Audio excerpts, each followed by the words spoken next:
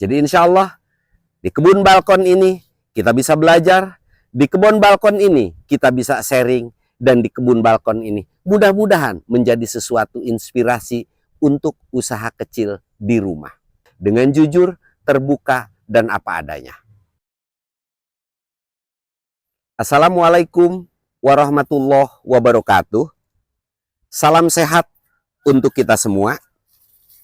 Pemirsa, ketika kita melakukan penanaman dengan segala daya dan upaya, tentunya berharap tanaman itu berhasil dan tumbuh sehat dan berproduksi dengan baik.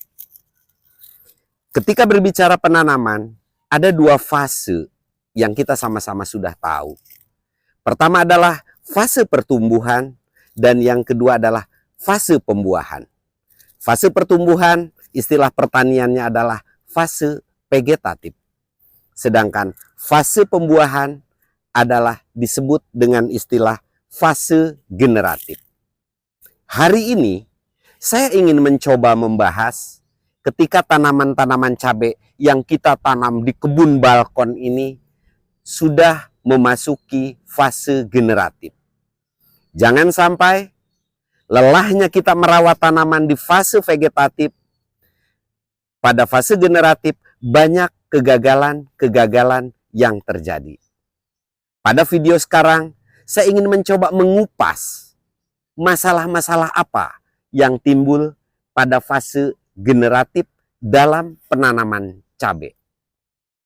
Sebelum saya jelaskan, satu hal, prinsip yang selalu kita pegang bahwa mengantisipasi, bahwa mencegah itu adalah yang terbaik daripada mengatasi setelah terjadi. Pemirsa, baik kita bahas satu persatu masalah-masalah yang biasa timbul di fase generatif penanaman cabai ini. Diharapkan dengan kita memahami masalah-masalah yang akan timbul pada fase generatif, tentu kita akan dapat mengatasinya. Tanaman cabai pada fase generatif biasanya akan menimbulkan masalah, atau masalah-masalah yang akan timbul pada fase generatif adalah sebagai berikut. Pertama, yang berkaitan dengan buah. Biasanya buah terjadi buah busuk.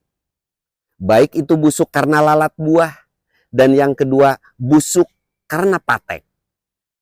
Dua hal busuk ini, dua hal masalah busuk buah ini nanti akan kita buatkan dua video, karena pada video yang sekarang kita hanya coba review masalah-masalah yang akan terjadi pada fase generatif tanaman cabai ini.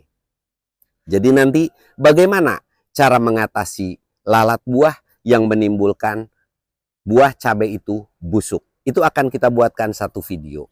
Kemudian video yang kedua adalah bagaimana mengatasi buah busuk karena patek. Itu pun nanti akan secara detail kita bahas. Jadi pertama adalah buah busuk, baik busuk buah karena lalat buah, dan kedua busuk buah karena patek yang biasa kita alami dan biasa terjadi pada tanaman-tanaman cabai. Masalah berikutnya adalah layu.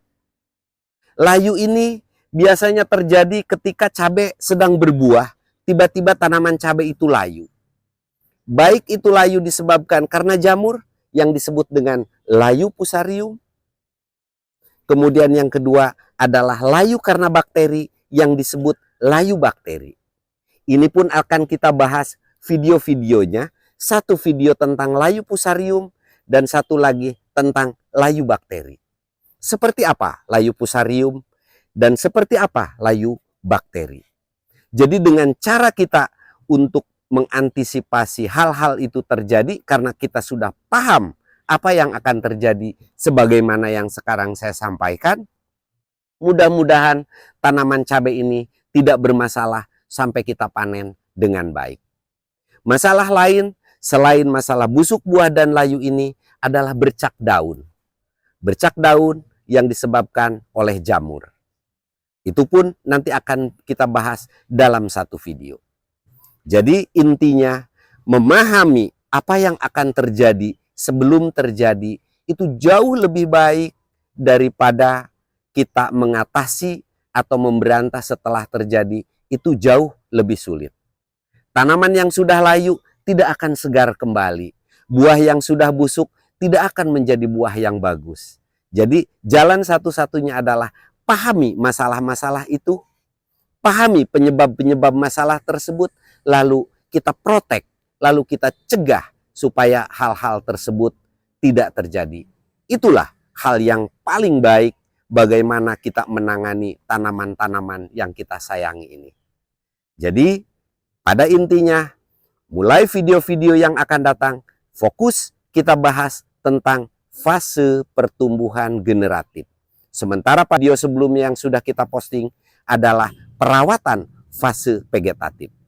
Jadi nanti akan lengkap fase vegetatif dan fase generatif, cara-cara mengatasinya dengan teknik memahami sebelum terjadi. Itulah kunci utama kita, mencegah sebelum terjadi. Jadi inilah review masalah-masalah yang akan terjadi pada fase generatif. Untuk itu nanti akan kita sajikan video demi video seiring dengan pertumbuhan tanaman. Mudah-mudahan sekian banyak tanaman cabai yang kita tanam di balkon ini, kita akan mendapatkan manfaat yang lumayan bagus. Karena ini kurang lebih sudah 1.500 polybag yang kita tanam di luasan balkon kurang lebih 10 kali 40 meter ini. Tanaman sudah terlalu berdesak-desakan, harus segera kita renggangkan.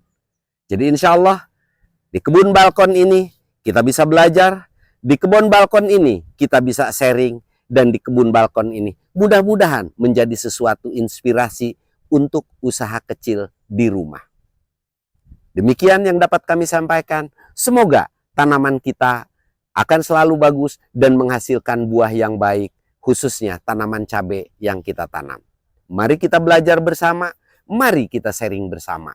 Insya Allah Selma Farm akan berusaha semaksimal mungkin memberikan manfaat sekecil apapun untuk kita semua.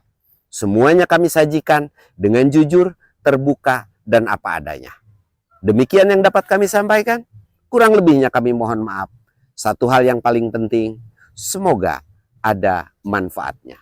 Billahi taufiq wal hidayah. Assalamualaikum warahmatullahi wabarakatuh.